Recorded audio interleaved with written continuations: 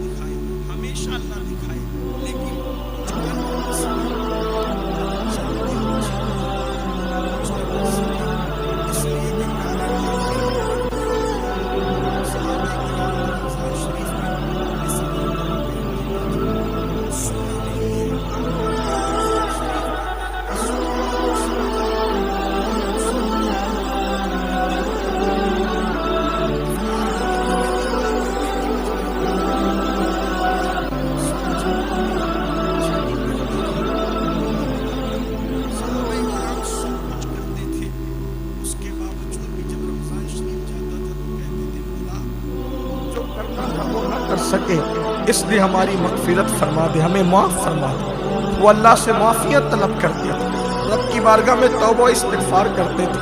کہا جاتا ہے آج اللہ نے عمل کا موقع دیا ہے تو عمل کی اہمیت ہمارے سامنے نہیں ہے۔ ایک دن جب قبر کی کالی کوٹھی میں چلے جائیں گے اس دن عمل کی اہمیت پتہ چلے گی، لیکن اس وقت عمل کی اجازت نہ ہوگی، ہم کچھ نہ کر سکیں گے۔ موت کے بعد عمل منقطع ہو جاتے ہیں۔ کہتے ہیں کہ قیامت آئے گی، ہم کہتے ہیں قیامت جب آئے گی تب آئے گی، لیکن جس کے جسم سے روح نکل گئی اس کی قیامت تو اس وقت آ گئی، اب وہ کچھ نہیں کر سکتا۔ اور سن لو رمضان شریف میں غفلت کرنے والوں، رمضان شریف میں روزے کا حق ادا نہ کرنے والوں، رمضان شریف میں گناہ کرنے والوں، میرے آقا نے فرمایا کہ جس نے رمضان شریف پایا اور اپنی مغفرت نہ کروائی، یعنی رمضان شریف پا کر ایسی کوشش نہ کی، ایسی کاوش نہ کی، اللہ کے یہاں گڑ گڑایا نہیں، نہ توبہ کی نہ استغفار کیا، رمضان شریف میں بھی اپنی مغفرت نہ کروا سکا۔ آقا علیہ السلام نے اس وقت دعا کی تھی جب میرے آقا منبر پر تشریف لے جا رہے تھے۔ کہتے ہیں کہ جب خطیب منبر پہ جاتا ہے، کوئی خطیب جمعہ کے دن جب خطیب منبر پہ جاتا ہے تو جو لوگ جو دعا کرتے اس کی ہر دعا قبول ہوتی ہے۔ ایک دن میرے آقا جمعہ پڑھانے کے لیے جب منبر پہ تشریف لے جانے لگے تو پہلے زینے پہ قدم رکھا اور فرمایا آمین، پھر دوسرے زینے پہ قدم رکھا اور پھر فرمایا آمین، پھر تیسرے زینے پہ قدم رکھا اور پھر فرمایا آمین۔ آقا آمین کہہ رہے ہیں، کوئی دعا کرنے والا نظر نہیں آتا، سید العالمین آمین کہہ رہے ہیں۔ کسی نے دعا کی ہوگی تبھی تو آمین کہی جا رہی ہے، حضور یوں ہی تو آمین نہیں کہتے۔ جب خطبہ ہوا نماز ہوئی، صحابہ نے عرض کی آقا ہمارے ماں باپ پہ قربان، ہم نے سنا کہ آپ نے 3 بار آمین کہی، کوئی دعا کرنے والا دکھا نہیں۔ آقا فرماتے میرے صحابہ جبریل امین آئے تھے، سید الملائکہ آئے تھے اور میں منبر پہ چڑھ رہا تھا اور وہ دعا کر رہے تھے۔ آقا کیا دعا کی انہوں نے؟ آقا نے فرمایا جب دعا انہوں نے کی تو میں نے آمین کہہ دیا۔ یعنی سید الایام ہے، جمعہ کا دن ہے، سید الایام جمعہ کا دن، سید الملائکہ کی دعا اور سید العالمین